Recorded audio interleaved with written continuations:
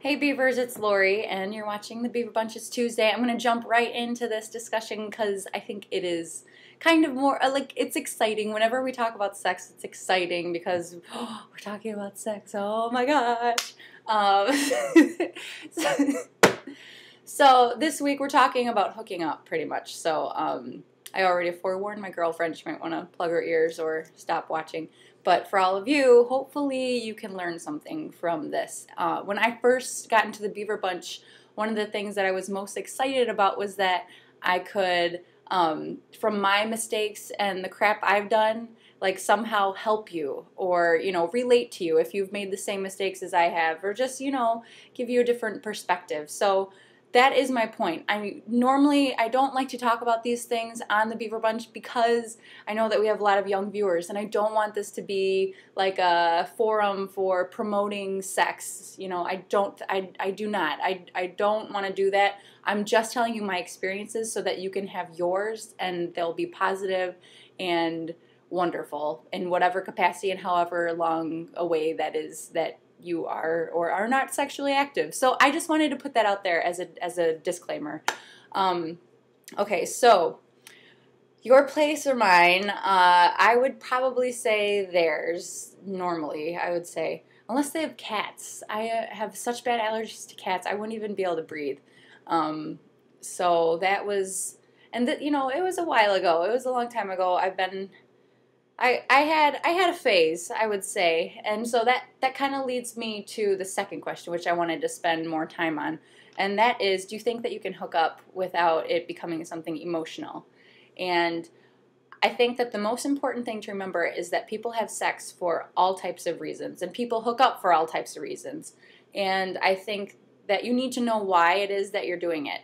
Some people have sex so they can be intimate because they lack intimacy in their life, or because they have low self-esteem, and if people want to sleep with them, it probably means that people think they're attractive. People can have sex to try to mask that they, are afraid of getting hurt. Like if you go from girl to girl to girl, or whoever to whoever to whoever, chances are you might be running from something in yourself that you're not dealing with head on. And I just wanted to make that clear, that I believe that there are a lot of reasons to do it. And I think that the best reason to do it is because you really care about someone. But with that being said, when you say that you're going to have sex with someone, whether you meet them at a bar, at school, or wherever, and you decide to go home or go somewhere and fool around or hook up, I think that you open yourself, you make yourself vulnerable. Being intimate requires, you have to put some things aside, and that might be clothing, that might be, you share a big part of yourself. I think that it's a big deal to do that. And sometimes you downplay that so that it doesn't feel like such a big deal. And for whatever reason, some people have bad experiences with things, so then they desensitize themselves by doing it a lot. Or some people think that if they have sex with multiple people that they won't get close to just one because maybe they're afraid of getting hurt. So I think that it's difficult because you are vulnerable, and you do open yourself up. So, and when you're vulnerable, most of the time you're vulnerable also because you risk, and you want to risk the fact that you want to let in something good.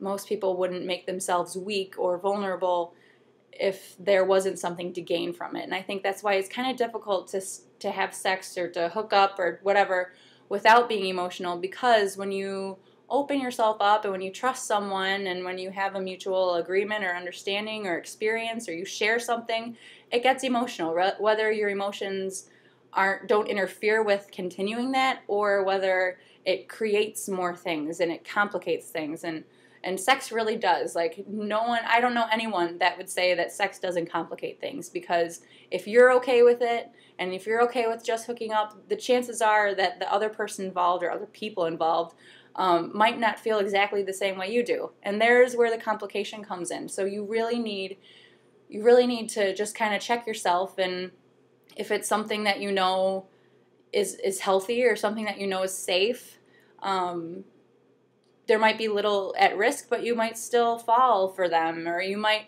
because after it's done, and if it keeps happening, it keeps happening, but you like replay those things in your mind. And you know, we as humans, but maybe even more specifically as women too, sometimes tend to like, you know, try to place meaning on things and try to, I think, and you know, I'm stereotyping, but you know, I think sometimes that we want to find a connection and we want to find that like person, and maybe not right away, but even like when you're avoiding it or when you're trying not to, sometimes it's hard not to, because you are sharing something so important and so special.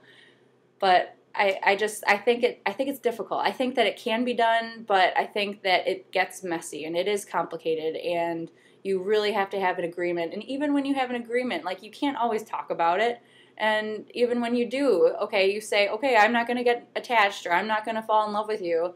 And then, you know, 4 months later, you're still doing it. And someone's like, oh, I think she might love me. And the other one's like, hey, this is a pretty cool setup. You know, I get to do whatever I want and not have to be emotionally involved.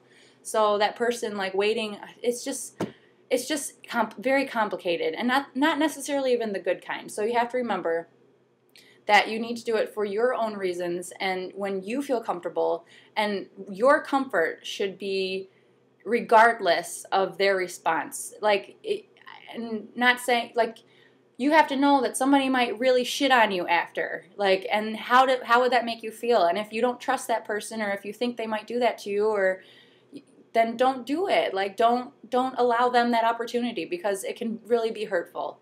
And I don't know, you have to kind of protect your carnal treasure, because it does. You know, no one will buy the cow if the milk is free. So I don't know.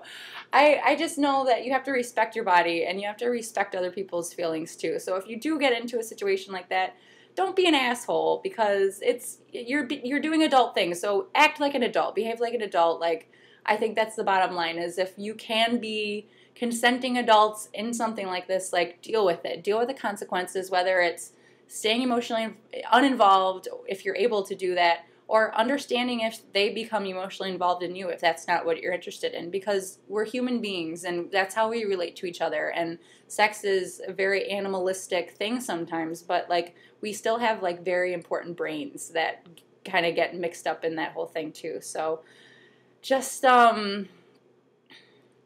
you know, just do what's right for you. And I always say, like, just do it safe too, and don't do anything that you're not ready for. Don't let anyone force you into it. Let it be on your own terms. Make it on your terms. Okay, this video is really long, but it's about sex. So yay, you got to listen to sex talk for a while. Well, not sex talk, but you got to talk about sex. And please post comments, you guys. We haven't been getting a lot of comments on like video responses either, and that makes me sad. So tell me about some crazy girls or something crazy or fun that you did, or hookups or something. Okay. Ow. Have a great week, and I'll see you next Tuesday. Bye.